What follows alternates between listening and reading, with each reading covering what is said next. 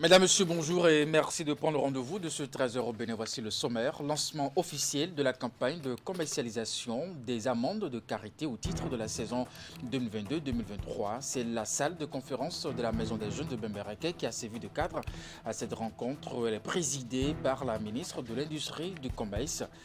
Et puis ensuite, le projet Talent africain à l'international a été officiellement lancé ce jeudi à Cotonou. C'est une initiative du réseau de l'UEMOA qui vise à développer les compétences des jeunes diplômés de l'UEMOA à l'international par la facilitation de leurs accès aux expériences internationales et le renforcement des exploitations des entreprises de l'espace communautaire. Et puis enfin, 17 jeunes joueurs de football entament une formation professionnelle au sein du centre ADN Sport Academy. Avec leurs parents respectifs, ils ont découvert les locaux de l'académie qui les reçoit à l'initiative Magloire Doutiamou, un jeune amoureux du foot qui a nourri cette ambition durant plusieurs années. Et voilà pour le sommaire de ce 13h au Bénin. Nouveau bonjour et merci de nous rejoindre. Lancement officiel de la campagne de commercialisation des amendes de karité au titre de la saison 2022-2023 qui s'est déroulée ce jeudi. C'est la salle de conférence de la Maison des Jeunes de Bembereke qui a servi de cadre à cette rencontre. Elle est présidée par la ministre de l'Industrie et du Commerce qui lance ainsi les activités commerciales. Cette ouverture de campagne intervient au lendemain du Conseil des ministres qui a fixé les conditions de déroulement de la dite campagne. Voici les détails dans ce reportage. Au titre de la saison 2022-2023, la campagne de commercialisation des amendes de karité est officiellement lancée. C'est à la faveur de cette cérémonie déroulée ce jeudi à Bembereke en présence des acteurs de divers rangs du secteur. Sadia Assouma, ministre de l'Industrie et du Commerce, a donné le top. La cérémonie de lancement officiel de ce jour, 15 septembre 2022, permet donc de rendre publiques les conditions de déroulement de la campagne de commercialisation 2022-2023 des amendes de karité et le démarrage effectif des activités dans notre pays. Le choix de Bembereke pour abriter cette cérémonie d'ouverture de campagne est très salué par le maire de la localité.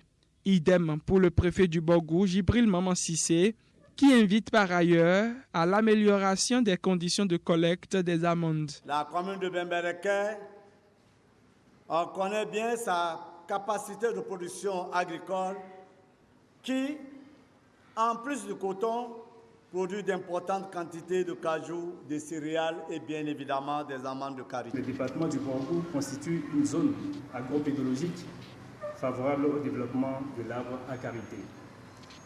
Il importe toutefois de souligner, Madame le ministre, que les conditions de collecte des amendes de karité demeurent encore rudimentaires en raison des outils traditionnels jusque-là utilisés. À son tour, Gilles Adamon, président de l'interprofession Karité Bénin, insiste sur la qualité des amendes à mettre sur le marché au cours de cette saison. Le karité est un arbre très sensible, qui vit longtemps, mais qui a besoin de soins. Et pour que le développement de la filière se fasse, il faut que les amendes de karité soient de très bonne qualité. Ceci dépend, selon ce dernier, de la valeur que l'on accordera à la femme qui joue le plus grand rôle dans cette chaîne de valeur. Préoccupation bien notée par la ministre Sadia Assouma de l'Industrie et du Commerce.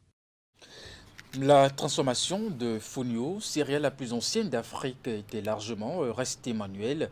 Elle était donc harassante, contraignante et très peu mécanisée, mais de nos jours, elle connaît peu à peu un changement grâce aux nouvelles techniques et de méthodes de transformation et de traitement également cultivées dans les régions de Boukoumbe pour obtenir un produit de qualité et surtout amoindrir les difficultés qui jalonnent le processus de production, de transformation et commercialisation de fonio. Angèle Opala a créé une unité de transformation et le travail s'effectue à la fois de façon mécanique et manuelle. Allons à la découverte des différentes étapes de transformation de fonio avec Alassane Arounan, Abdou Sabi Idrissou. Angèle Opala, la cinquantaine révolue et résidente à Natitengu, est promotrice de Fonio, une céréale à grains fins cultivée dans la commune de Boukoumbe et ses environs. Très peu connue du grand public malgré ses vertus et progressivement délaissée par les producteurs, cette céréale a survécu grâce à Dame Angèle, promotrice de l'entreprise Procin Bénin, spécialisée depuis plus de 2 décennies dans sa production et surtout sa transformation. Une transformation qui nécessite une série d'opérations, tant manuelles que mécaniques. Dans cette unité de transformation, subdivisée en plusieurs compartiments, Angèle et ses collaboratrices s'emploient à traiter cette céréale. Avant de décortiquer, le fonio paddy est stocké ici. Une fois le fonio récolté, il est d'abord séché au soleil avant de passer dans la décortiqueuse qui rend la tâche moins pénible que par le passé. Le fonio paddy, on le met dans la décortiqueuse et la décortiqueuse travaille pour enlever la peau pour donner au fonio grain. Et la décortiqueuse qui est là, c'est une décortiqueuse du Nigeria et qui travaille bien, vraiment, ça décortique bien les fonio, ça rend les fonio blancs, ça blanchit les fonio. Le fonio sorti de la décortiqueuse prend cet aspect un peu blanchâtre. Il pourra ainsi subir d'importants criblages par plusieurs lavages pour parvenir à éliminer les impuretés. Ici, c'est la salle de la transformation. Nous lavons notre fonio avec l'eau des pompes. Nous avons un château d'eau avec l'eau des forages que nous lavons ici. Voilà les robinets, voilà les tables où les dames déposent leurs bassines pour laver les fonio. Vraiment, c'est fonio de qualité, l'eau propre. C'est une bonne salle très bien arrangée grâce à nos partenaires qui nous ont accompagnés. Après les opérations de lavage et de blanchiment, vient celle de séchage. Une opération qui se fera grâce à ce séchoir moderne. Nous séchons notre fonio à n'importe quel moment. Qu'il pleuve, qu'il neige, nous avons notre séchoir à l'intérieur ici. Vraiment, si vous regardez, c'est un séchoir vraiment impeccable qui nous aide à sécher au moins 90 kg par heure. Et nous remercions aussi nos partenaires qui nous ont accompagnés pour avoir ces séchoirs-là. Aujourd'hui, on ne s'inquiète pas. En août, en juillet, à tout moment qu'il pleut, nous avons notre séchoir pour sécher à l'intérieur, pour éviter les microbes, pour avoir un bon produit pour la santé de nos clients. Une fois séché, nous transformons ici. Nous avons au moins 7 dérivés de fonio. D'abord, les fonio qui sortent de la machine, c'est les fonio grains, que nous lavons aussi, c'est les grains jusque-là. Mais arrivé dans cette salle, nous transformons à cuit de fonio à travers la farine, couscous de fonio, semoule de fonio, fonio grains. Nous transformons aussi fonio complet et autres. Dans la transformation de la céréale la plus ancienne d'Afrique, les difficultés ne manquent pas. Il n'y a pas l'eau, il n'y a pas l'électricité dans un quartier urbain de Natitemou. Alors ce sont vraiment les difficultés. Et à part ça, des matériels de transformation, on n'en trouve pas au Bénin. Il faut toujours aller dans la sous-région pour trouver le matériel de transformation. Jusque-là, les fourneaux n'ont pas encore d'accompagnement. Nous avons la clientèle, nous avons la demande. On n'arrive pas à satisfaire parce que les producteurs ne sont pas accompagnés. Et le gouvernement n'a pas encore pris le fourneau comme filière. Il se débrouille avec des petites dimensions. On n'arrive pas à satisfaire les masses parce que sur les terrains, on n'en trouve pas. Reconnu pour ses qualités gustatives et nourrissantes, le fonio, un produit alimentaire bio, est riche en zinc, calcium et magnésium. La mise en œuvre du projet Acte Afrique entendait action pour la citoyenneté par et pour tous les enfants par l'éducation en Afrique est effective. Après son lancement, son objectif est de contribuer à un meilleur accès aux droits par le renforcement du pouvoir agir des enfants et des jeunes en tant qu'acteurs de changement en matière de citoyenneté, de cohésion sociale et de développement durable. À ce titre, des écoles et le Conseil des jeunes d'Alada ont bénéficié d'un appui en matériel informatique dans le cadre de ce projet porté par l'ONG Aide et Action, devenu désormais Action Éducation. La cérémonie de remise de ces kits informatiques s'est déroulée ce jeudi à la Maison des Jeunes et Loisirs d'Alada. Voici le compte rendu de Idriss Boukari et d'Eron Pévi. Lancé en février 2022 par l'ONG Aide et Action devenue Action Éducation, le projet Act Afrique, Action pour la citoyenneté par et pour tous les enfants par l'éducation en Afrique, impacte déjà ses cibles. À Alada, dans le département de l'Atlantique, ce jeudi 15 septembre, 6 écoles et le Conseil des jeunes reçoivent ces kits informatiques qui vont permettre aux écoliers de se familiariser avec l'outil informatique dès le primaire. Les bénéficiaires expriment leur gratitude. La reconnaissance est la plus belle fleur qui jaillit de l'arbre, dit-on. C'est dans cette optique que nous apprenons, remercions très sincèrement en premier lieu l'Agence française de développement AFD pour l'équipe financière accordée à l'action éducation dans le cadre de la mise en œuvre du projet Act Afrique. À ce titre, les jeunes et les enfants seront édifiés sur les principes de la citoyenneté, la participation citoyenne dans un environnement numérique et sur la redevabilité. Le lot est constitué d'ordinateurs, d'imprimantes, de régulateurs, d'onduleurs, de multiprises et de clés de connexion avec un abonnement Internet de 24 mois, le tout pour un coût global de 8 millions de francs CFA. Cofinancé par l'Agence française de développement, le projet a une durée de 36 mois. Ce geste traduit la volonté de Action Éducation et de l'Agence française de développement, co-financeur, d'assurer la continuité avec une série d'efforts passés et futurs dans le cadre du renforcement des acquis en matière d'éducation numérique. Ma présence ici témoigne de l'importance de la coopération entre l'Agence française de développement et Action Éducation dans le domaine de l'éducation.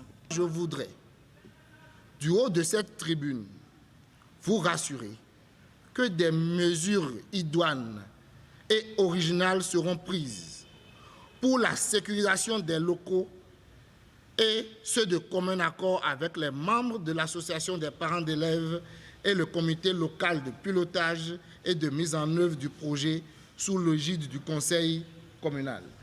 Ce geste aura pour impact à long terme d'ouvrir la commune d'Alada au monde. Les bénéficiaires, par la voix de leur porte-parole, n'ont pas manqué de prendre l'engagement de faire bon usage des kits informatiques reçus. L'ONG Aide et Action, désormais Action Éducation, couvre 4 pays en Afrique, à savoir le Bénin, le Togo, le Burkina Faso et le Sénégal. Je vous l'annonçais également au titre, au lancement officiel du projet Talent africain à l'international ce jeudi à Cotonou. C'est une initiative du réseau de l'UEMOA qui vise à développer les compétences des jeunes diplômés de l'UEMOA à l'international par la facilitation de leurs accès aux expériences internationales et le renforcement des exploitations des entreprises de l'espace communautaire. C'est le ministre des Petites et Moyennes Entreprises et de la Promotion de l'Emploi qui a officiellement lancé le dispositif en présence des différents partenaires, des chefs d'entreprise, des étudiants et autres acteurs concernés. Voici le compte rendu. Le projet Talent africain à l'international, TAI, est officiellement lancé au Bénin. C'est un dispositif mis en place pour booster les exportations dans l'Union économique et monétaire ouest-africaine UEMOA. 4 pays sont retenus pour la phase pilote du projet: le Burkina Faso, la Côte d'Ivoire, le Sénégal et le Bénin. Il a pour cible les jeunes diplômés de 21 à 35 ans ressortissants de la région économique. Ce projet Talent africain à l'export va nous permettre d'adresser 3 objectifs.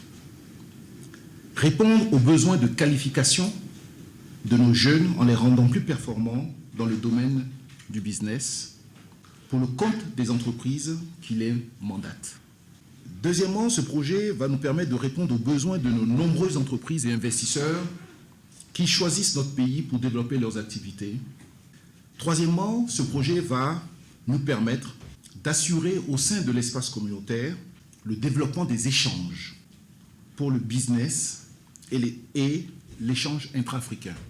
Le projet est né du partenariat entre le réseau des organisations de promotion du commerce, ROPC et l'UEMOA, Business France et le Centre du commerce international. Il offre l'opportunité aux jeunes de travailler dans les entreprises de l'Union avec le statut de volontaires internationaux en entreprise. Aujourd'hui, l'emploi des jeunes constitue une question prioritaire pour nos États membres et la Commission de l'UEMOA ne ménage aucun effort pour les accompagner. À cet effet, elle a accédé pleinement à la requête du ROPC UEMOA pour un montant de 64,9 millions de francs CFA pour l'année 2022. Je formule les vœux que les entreprises et les jeunes diplômés s'approprient ce nouveau dispositif de TAI et aux jeunes diplômés béninois éligibles pour cette phase pilote, je vous exhorte vivement à saisir cette opportunité qui sera sans doute déterminante dans votre carrière. Au cours du lancement, le projet TAI et la plateforme d'inscription sont présentés à l'assistance. Ce dispositif se positionne comme un créateur d'opportunités pour les jeunes et les entreprises de l'espace UEMOA. Cette première phase vise le déploiement de 200 jeunes TAI dans 150 entreprises désireuses de s'internationaliser. Il est ouvert à toutes les entreprises béninoises basées non seulement au Bénin, mais aussi dans l'espace UEMOA. TAI est un dispositif innovant d'appui au commerce international pour l'emploi des jeunes diplômés et le développement régional des entreprises.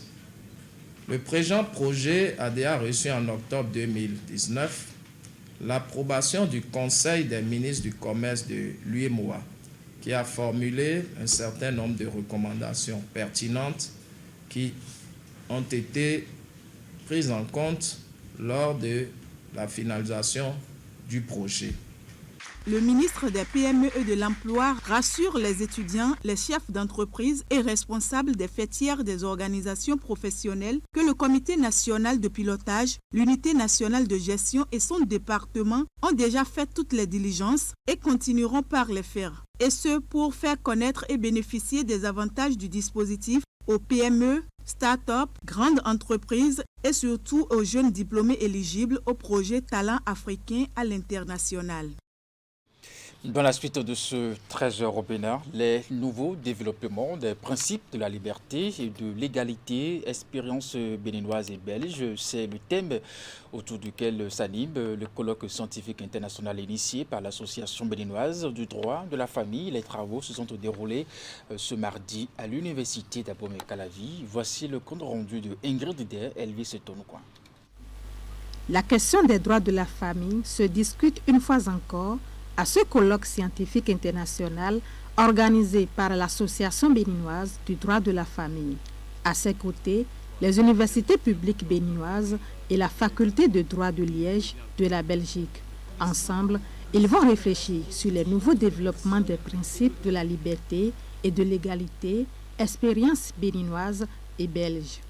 Loin de ce discours enjoliveur lié à l'égalité et à la liberté, il reste qu'elles sont tributaires de nos us et coutumes et peinent à se débarrasser des oripeaux de notre identité.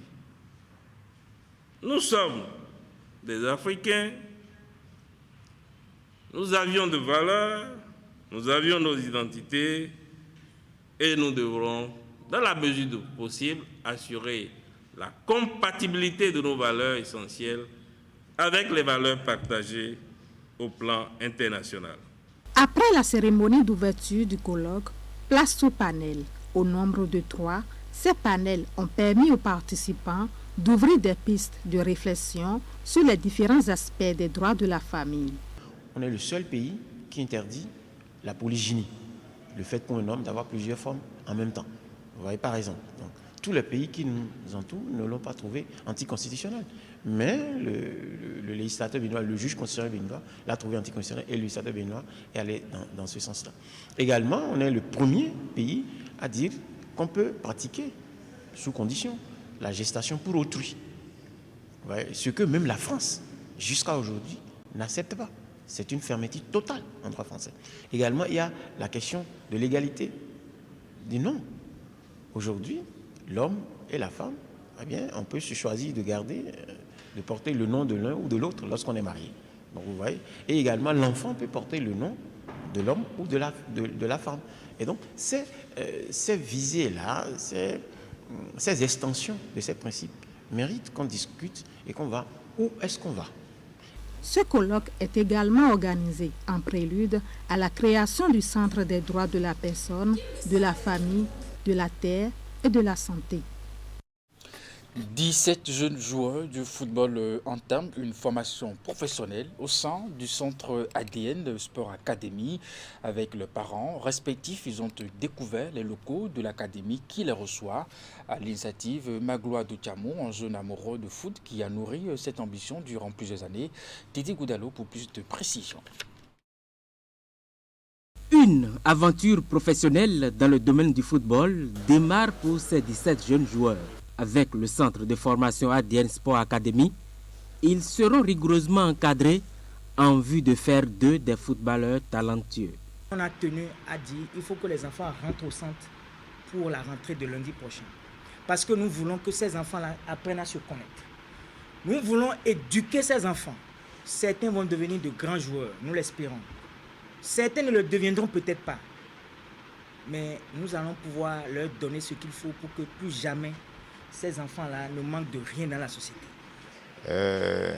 À vos parents, je voudrais être de cœur avec vous et solliciter simplement vos prières pour vos enfants. Nous vous promettons la concentration, la discipline, l'abnégation pour écrire avec des lettres d'or le nom de tous les pensionnaires de la première promotion de ADN Sport Academy. L'ADN Sport Academy vient donc dresser un meilleur avenir pour ces jeunes qui ont fait objet d'une sélection minutieuse. En présence de leurs parents respectifs, le promoteur du centre de formation sport-études rassure des dispositions nécessaires prises pour garantir un bon encadrement aux enfants. Ici, là où nous sommes, c'est le réfectoire. À l'intérieur, il y a les dortoirs.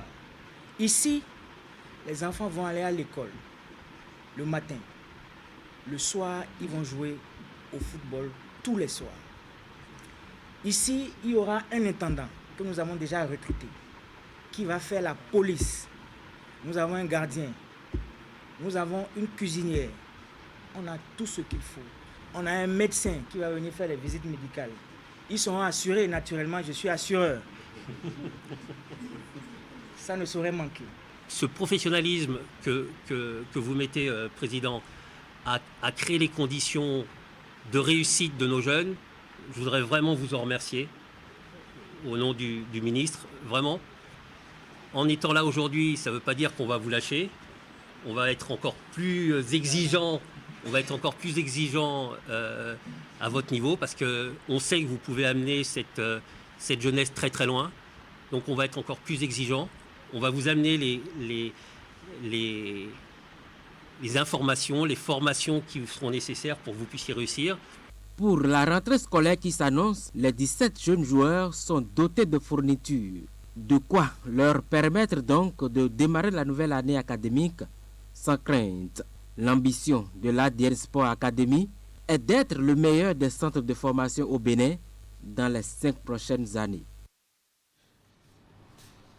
Mesdames, Messieurs, c'est déjà la fin de ce 13h au Bénin. Merci de l'avoir suivi. Le programme se poursuit sur Canal 3 Bénin après moi à 16h. Votre bulletin d'information, 19h30, la grande édition de la soirée. Jusque-là, portez-vous bien et puis à très bientôt.